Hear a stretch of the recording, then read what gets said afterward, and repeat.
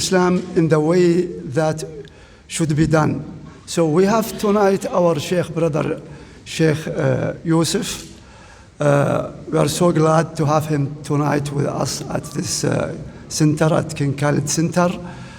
And then, inshallah ta'ala, after that, if you have any question, after his speech, if you have any question, you are welcome to ask. Floor is open for a question. So I don't want to take more time from the Sheikh. Can you write the questions down on paper? Yeah, please, yes.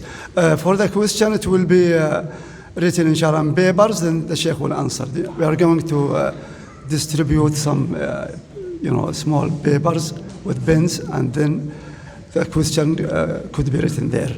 So again, you are so welcome, and our Sheikh as well, he is so welcome, and we can start now. Please, Sheikh.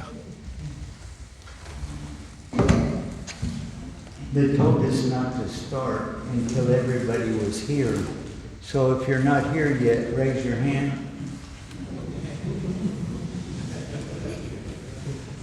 This is how I find out how many people can speak English.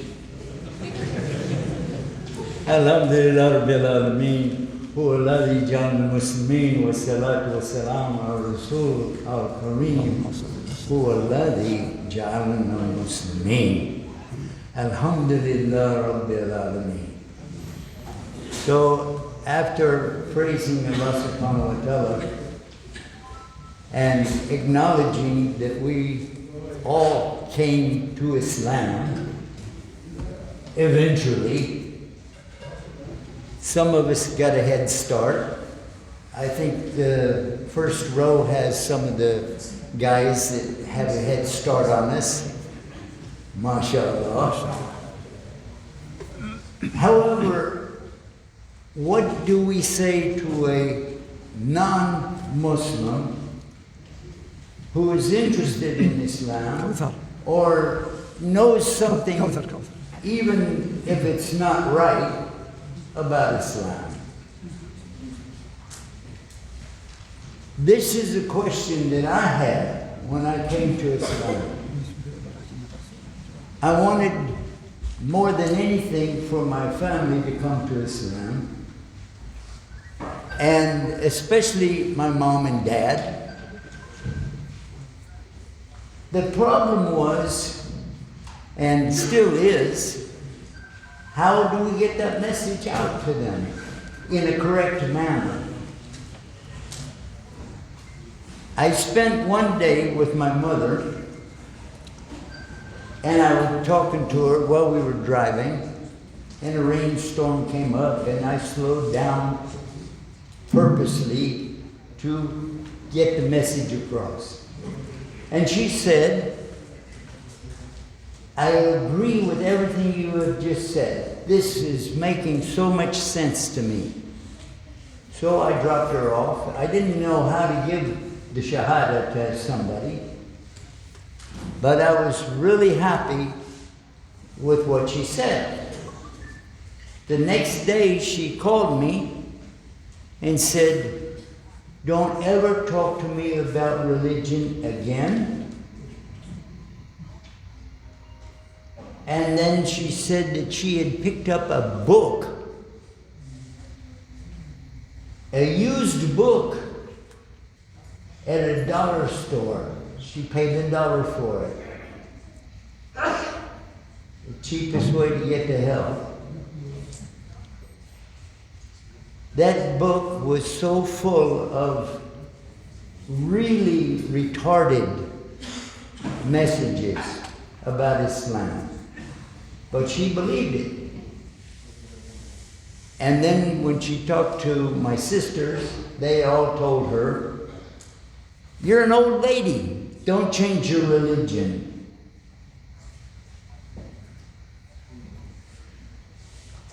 What do we do in a case like that? What do we do with somebody that is attacking the religion? Once I visited a university in my early days, I just went there to check it out and see what was going on. And one of the guys saw me wearing a thobe, and he said, oh, are you a Muslim? I said, yeah. He said, oh, I want to talk to you. I want to ask you questions. I have a lot of questions for you. And I said, well, I'm a new Muslim. I don't know much. And he said, oh, well, why does your prophet do so-and-so and such and such? I said, I don't know. So why did your book say so-and-so and such and such? I don't know that it said that. I read it in translation, but what could I do? So tonight I would like to address some of those issues. How can we really get that message across? Now, somebody told me about an elevator pitch. You know what? You were explaining something and it's called a pitch. You were explaining something real fast. You have to go fast in an elevator. Because the doors can open at any time and you don't know where the person is getting off unless you looked at the dial and you had one and he had another one or something like that and you're all alone. But maximum you can count on about 4 or 5 minutes, but it could be 30 seconds. Just long enough to get to another floor, the door is open, and he goes out. So what would you do in this case? So we'll start with that, and then we'll see what we can do with people that we have a little bit more time with. So the doors close, and you're in the elevator with somebody. I hope it's not a lady, because that's going to be a new problem. So just for the sake of argument, we'll just say it as a man. All right. What do you say? What would you start with? Would you say, your book is all wrong, you're a Christian, or you're a Hindu, or tell them they're all wrong?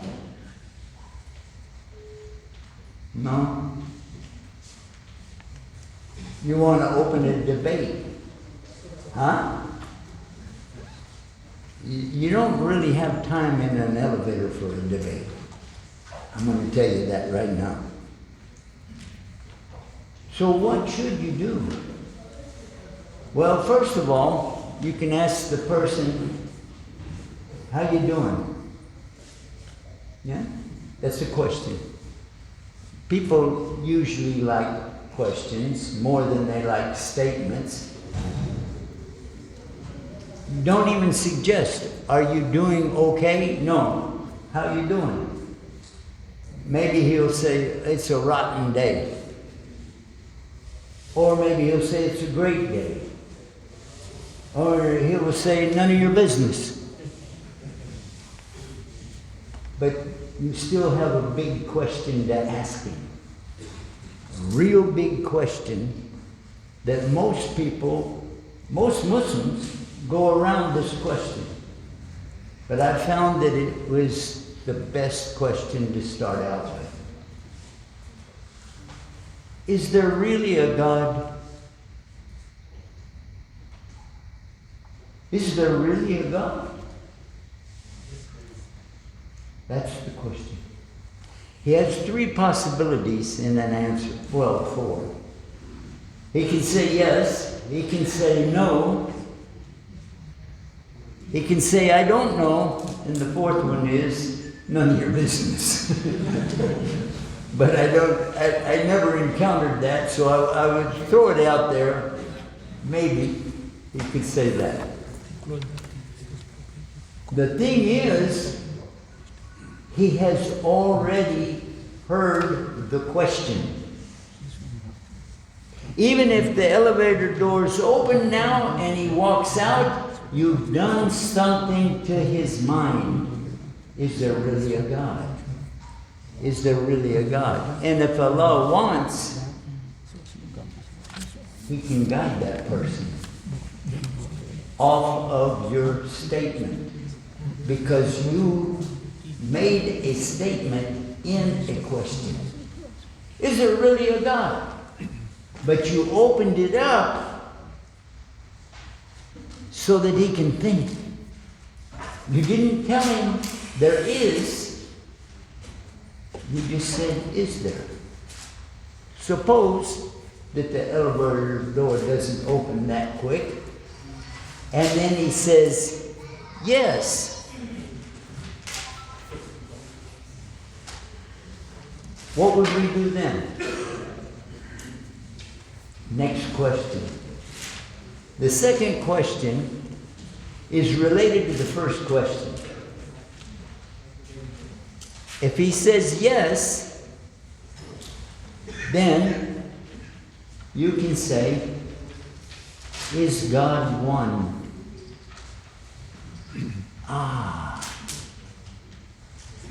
Now, he has two choices, really. If he said there is a God, then there's one God, or two gods, or three gods, or a lot of gods, like the Hindus. Anybody you know that is a Hindu? Anybody? Yeah? Okay. They have 33,000 gods, or something like that. Or 4 million since they got the computer. I don't know. Anyway, it's more than one. What would you say now? You've said two questions. If they respond in the positive, yes, God is one.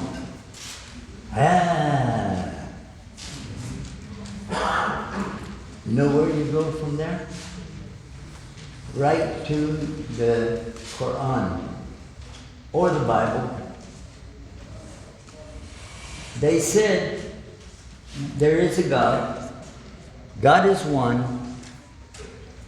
The only question we have left, do we do what God wants us to do, or we tell God what to do?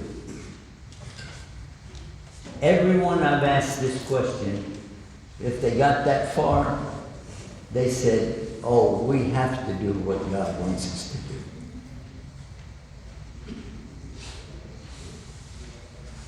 If they don't say that, then we have a course for that to delve into the questions and answers that will supersede this program. But anyway, we're saying if they say yes, because most people will do that. The next thing you do, I'm going to ask, anybody know what to do next? Huh? Okay. Next, if they said there is a God, God is one, and we have to obey God, you can make your first statement. Your first statement. Now, a lot of people, they're famous people now, who are on YouTube and TikTok and all of that. They draw a line and they put the person on the other side of the line, and then they're standing on the other side of that line and they're arguing with them, and they call it a debate. But that's not a real debate. A real debate, a munadhara in the Arabic language, is something that both people benefit from. And you don't benefit anything by shouting at somebody, or they're shouting at you, or you're having a shouting match, and then it turns into a physical match. What is that? That's not a munadhara. That is not a real debate. A debate is whereby you can learn from the person and they learn from you. And you both come away understanding more about your subject. That is a true debate. I was on a debate team in school, and I always won the debates because I maintained what the teacher told us. You should be able to walk away more educated in the subject than you were. So now we don't draw the line and put the person on the other side. We want them to be with us. And the shaitan is on the other side. Get it? So if we put the devil over on that side and we pull this person over on this side, we can say with all honesty, it looks like, you're saying to them, it looks like we agree on a lot of things. So would you like to tell me how we can have the Word of God present and be able to fulfill what He wants us to do? Ask them. And if he says the Bible, okay. What language is it in? English. Okay. Did Jesus speak English? Huh? No. Of course he didn't. For your benefit and for those that are recording it, I want to say this real clear. The English language did not exist until 1066 AD, when the Normans invaded the Saxons in England. The Normans are the French people that they call it now France, but it was called the Normandies. So, anyway, so I did ask one person a long time ago, what about Jesus? Could he speak English? He said, yeah, he's God. Okay. All right. However, it seems to me, and we can say this, it seems to me that the language that it was revealed in should be the language we understand it in. Do you know what language Jesus spoke?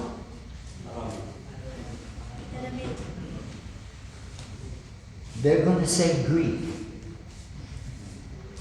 because they don't know about the Aramaic language. But the fact is, I'm going to digress a minute. The fact is that the Catholic Church was in business before Jesus was ever born. It was called the Roman Universal Church, the Universal Church of Rome. That's what it was called. And it was all in Greek. Latin came later. Latin came later when the Romans really got into it. But it started in Greek.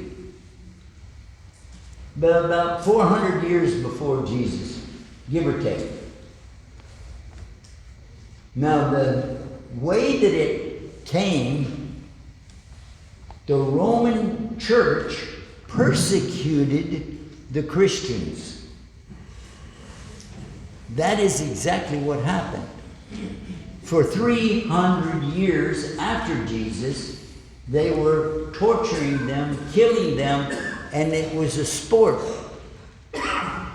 The gladiators pull out their swords, and they're wearing armor, and the poor Christians are standing there with nothing. They were just pulled out of prison and thrown out there. Yeah. And most of them were ex-Jews.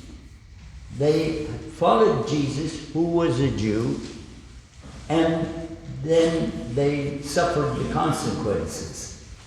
Yeah. Now, I'm going to get back on our subject. If you know the Catholic Church was in business before that, what happened? What happened? The Catholic Church took over a sect of Christianity in Turkey. And then they changed the Bible so bad. Anything that said anything against them, they X'd it out. And they wanted to worship big statues.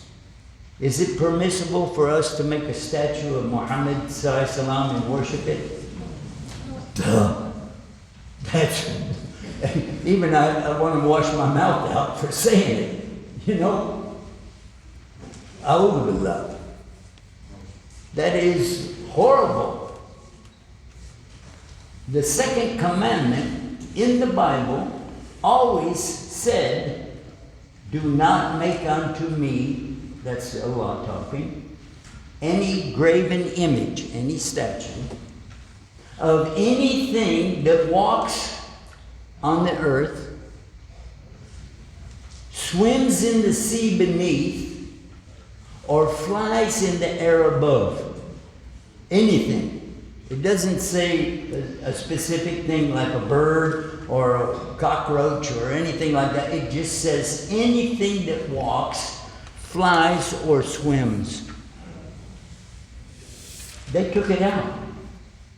They took it out. For hundreds of years, it was out of the Bible. And then when the Protestant movement began, they retranslated the Greek. And that's the copy that they have now. The Protestants have a Bible that is only 66 books.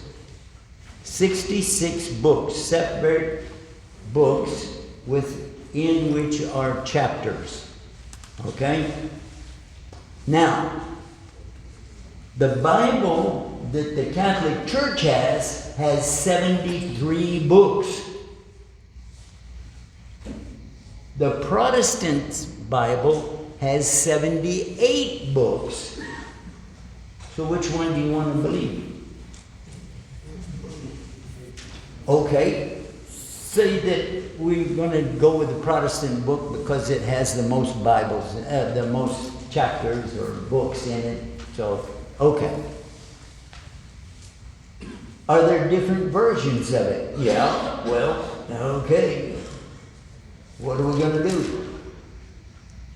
Every single church has its own Bible. Every denomination have a Bible that they would like to put off on anybody that comes into their church. They give it out. So now we have a real character that we can point at and say, hey, this is the time it really changed. It's not a made-up story. We can check that out because Constantine is the one who was in charge of that. They changed their Bible at the time of Constantine, and that was in 325 AD. Now, you don't have to remember any of this. You don't have to. But I'm just telling you for your knowledge that you can really open up a subject with somebody asking questions. Just ask questions. Did you hear about the Council of Nicaea? That's the question. The Council of Nicaea is when Constantine took over and he brought all of the bishops from all over northern Africa and from Bled Hashem, and they combined all together there And the people that wouldn't go along with them, if they really raised a resistance, they killed them. Whoa. Yeah. This is a serious thing. Because people will kill you over religion. They will do that. And then they will put the blame on you. You made me do it. Sounds familiar, doesn't it? Yeah. I'm not going to mention Palestine or Gaza. Oh, sorry. Slipped. Anyway. It is interesting, though, and I'm going to diverge a little bit. It is interesting how Allah will test us with these things. Number one, and you can share this with people. We were born, right?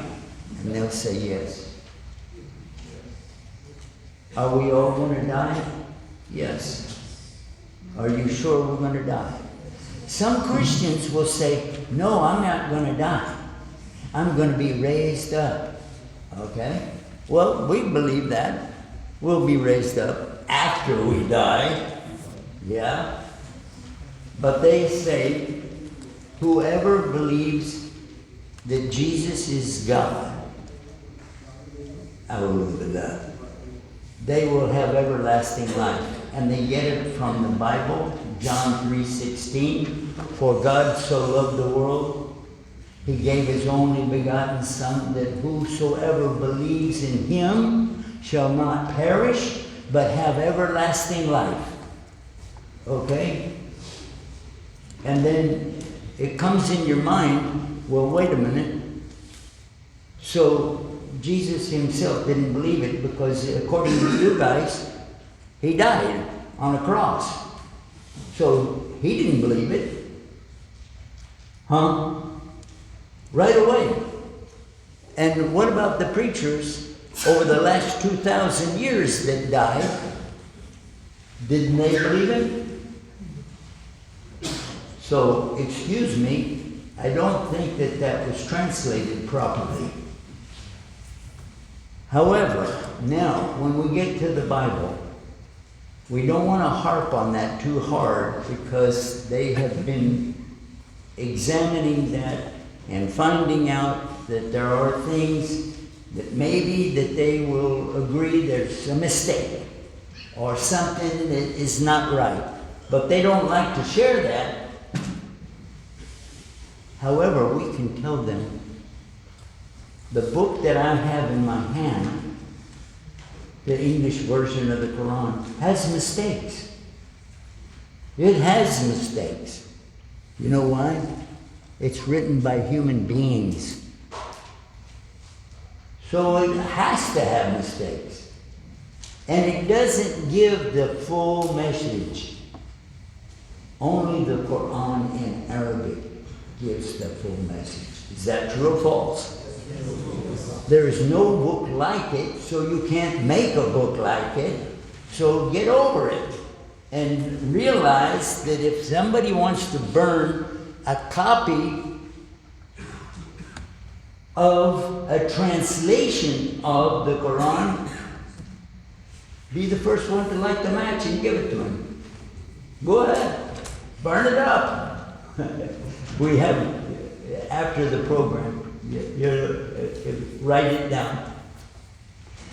So we can see right away that there are misgivings that we have in our minds about these people. They're not really bad. They just don't know the real truth. The first thing that we have to do is to get them to relax around us. And if you're in the place like America or South America or any place out of the Gulf, if you dress like most of you have like this stove on, they're going to single you out and be, put off a little bit. But if you wear the regular clothes that they wear, you'll fit in right away. But it depends on what your message is. If you're working there, then don't shoot yourself in the foot. You know what I mean by that? Well, this is something that we say in Texas. You pulled your gun out, but you didn't pull it all the way. You shot your own foot. So you get it. Anyway, so the idea is you have to be calm in what your presentation is. So now, what are we going to do with the person that we just asked the 3 questions to? We're back on our subject. Ask them, do you have anything that is from God Himself? And they'll say the Bible. And I already told you, did Jesus speak English? Did any of the prophets speak English language? And if they don't know, say, well, let's find out together. And we can open up our phone right now. Open up your phone and type it in. When did the English language start? And you will find out 1066 AD, 1,000 years after Estes. Okay. So the English is not the clue. If they say Greek, how many versions of the Greek are there? And they probably won't know. But there are several hundred different versions of the Greek. Which one is right? Actually, none of them, because you know and I know, they were translated from Aramaic over to Greek. But you can interrupt them when they're fumbling around trying to figure out. You know, there is something that is from God Almighty going back to the very beginning of creation and coming up to what is going to happen in the future. Would you like to know about it? And if they are intelligent at all, they're going to say yes. It's called the recitation because it was recited to all from Almighty God to Muhammad.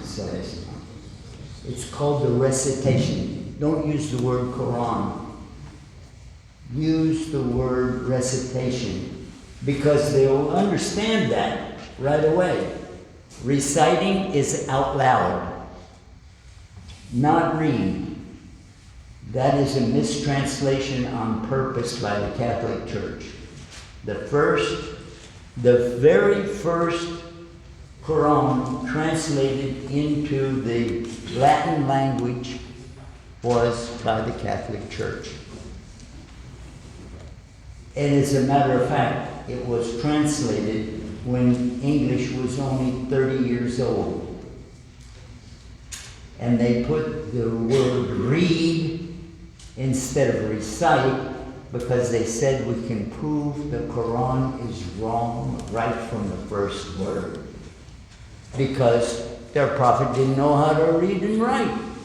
Why is the angel saying read, read, read?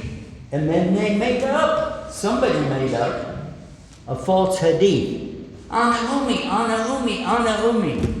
I'm illiterate. He didn't say that. He said, ma ana bikari. I'm not a reciter. Is that true or false? A lot of Muslims don't know that. You have people out in the streets saying this and that and translating based on what the translation was from the Catholic Church. When George Sale translated it to English in the early 1700s, he was depending on the words from the Catholic Church, not from the Arabic. Oops. So yeah, you have to be real careful in what language you're talking about. If you know Arabic, if you know Arabic from the time of the Prophet ﷺ, that is the best way to go into that. For instance, I'm going to give you another example and then I'm going to wrap it up. What does it say about the treatment of women? Nushuzahun. Anybody knows what I'm talking about? Huh? Yeah, all right. It's talking about something real bizarre in her behavior. She is doing something really wrong. Nushuzahuna means something that is like in the desert. All of a sudden there's a big thing. What the heck is that? It doesn't make any sense. So she's not making sense. She's doing something really wrong. That's a general term. People have put their own terms on what that means. However, then when it says, admonish her, okay, then leave the bed. What the heck is that? Because Allah doesn't want us to hit the women. If He did, He would have said, just hit her. But it comes in stages. Number one, tell her, real strong, but tell her. That's not what I like. Don't do that, okay? Then leave the bed. If she continues doing it, still don't hit her. Whoa. But then, وَضْرِبَهُنَّ.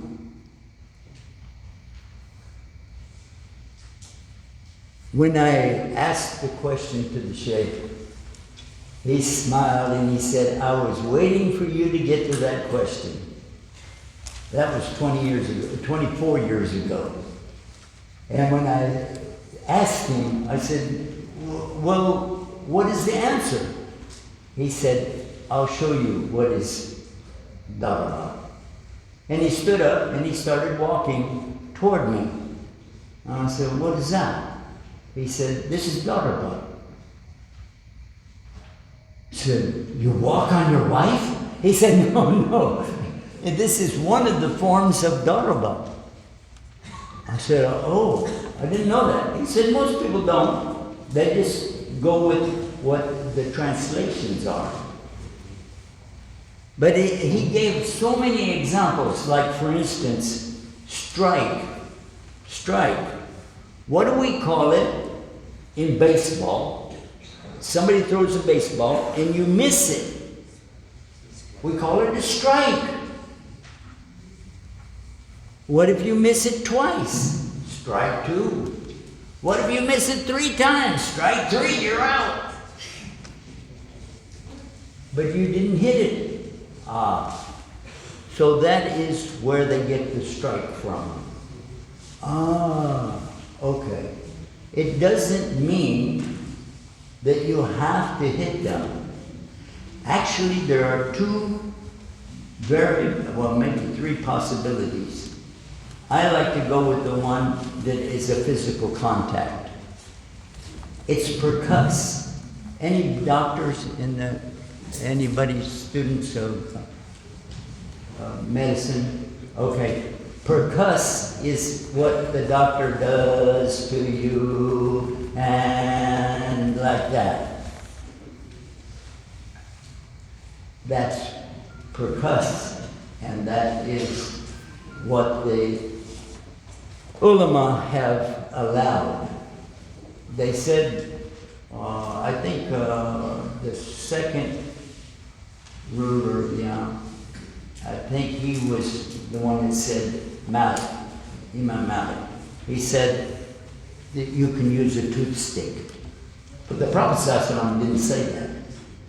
He said it very clear in his khutbah, the wada, the farewell khutbah. He said it clear, don't hit the women. Said it real clear. So if you use that, that's not really hitting. That's just pointing and touching.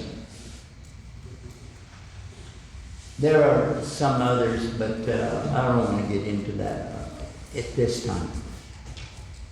Suffice to say that no translation of anything is really from God. It's from the interpretations of people about what they thought.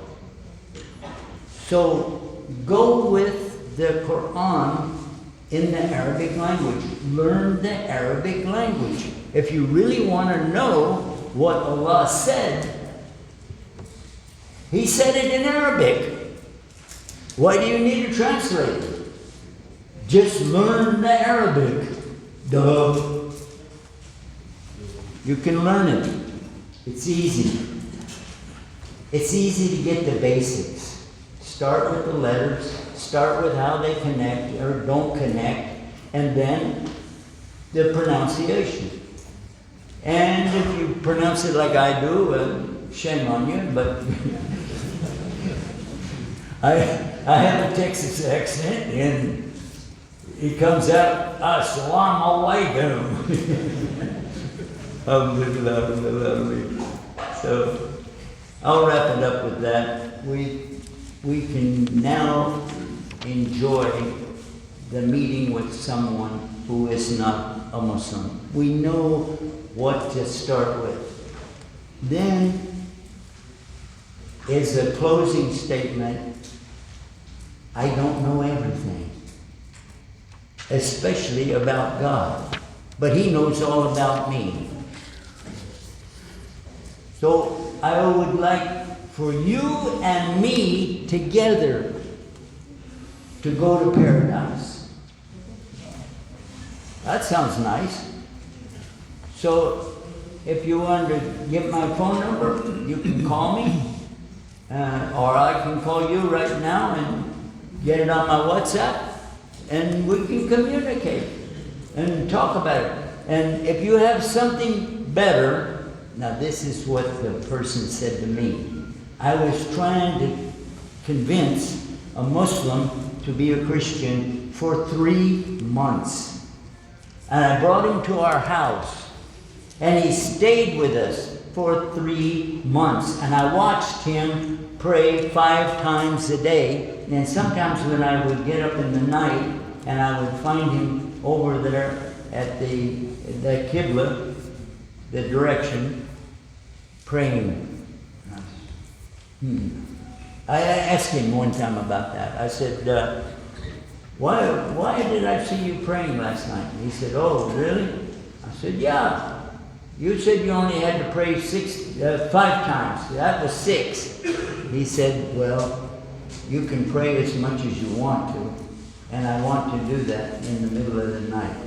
Later I found out he was praying for me to be a Muslim. I asked him, as I became a Muslim, and I asked him, were you praying for me? He said, yeah, you caught me. Anyway, so that is one of the teachings that I learned. Pray for the people. Don't pray against them. Even the one who's attacking the folks in the place that I'm not going to say, pray for him to be guided. Be guided. Because you never know. You never know. The worst person in the world can be the best. And the best person in the world can be the worst. We don't know. So don't ever hold a grudge. don't let it get to your heart. Just stay in touch with Allah, because that is the only reason you are here right now on this earth, and it is a short time. You can use this. You can say you were born and we're going to die. What is the purpose of this life? And Allah answered that question, وَمَا خَلَقْتُ الْجِنَّ وَالْإِنسَ إِلَّا لِيَعْبُدُونِ. And He did not create the human beings and the jinn except for worship. Will we worship Him or worship something He created? Yeah. Anyway, so that is the idea, and we put the devil over on that side, we put the person on this side, and we agreed to have a dialogue, not agree to disagree. We agreed to have a dialogue and learn from each other. The person, and I'm going to tell you right now, this is the end of it, the person that gave me the Shahada, he said to me, my religion, Islam, teaches me to go for the easiest road I can go. So if you have something easier than Islam, then I'm bound to go to it. And I thought, oh, well, you don't have to pray 5 times a day as a Christian. You don't even have to pray at all. You can if you want to. And you don't have to fast, ever. But you can if you want to. And you don't have to make a pilgrimage. But you can if you want to. And then he finished the sentence. But you have to have proof. I said, what? Proof?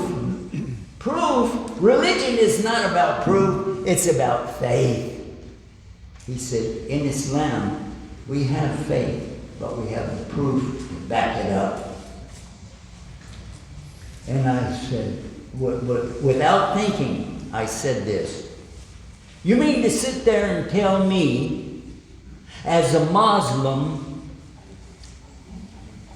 you have a proof for God? The existence of God, you can prove it? He said, you mean to sit there and tell me, as a Christian minister, you can't? Ooh. That hit me really hard.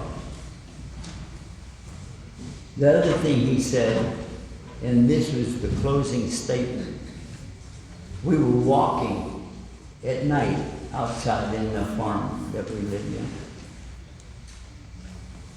He said to me, this is really not about you and me.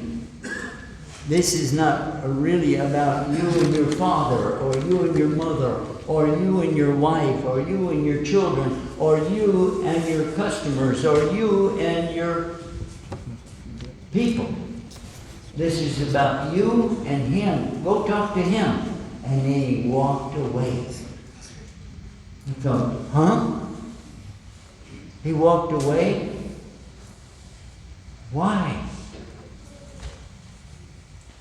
I was about ready to ask him some more questions. He said, no.